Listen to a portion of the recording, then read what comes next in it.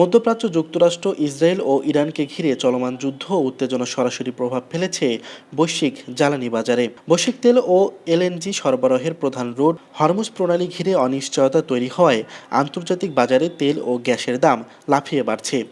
এর মধ্যে গতকাল সোমবার সাময়িকভাবে এলএনজি উৎপাদন বন্ধ ঘোষণা করেছে কাতার।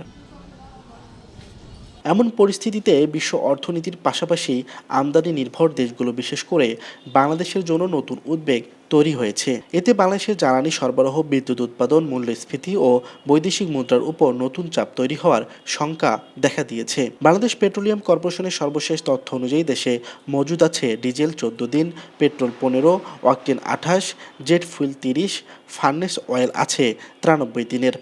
এ তথ্য গণমাধ্যমে উঠে আসার পর পেট্রোল পাম্পগুলোতে দেখা দিয়েছে বাড়তি ভিড়, যদিও বা এখন অবধি তেলের দাম বাড়ানো হয়নি। আকাশ চন্দ্র পাপ্পু, দেশ নিউজ বিডি 24।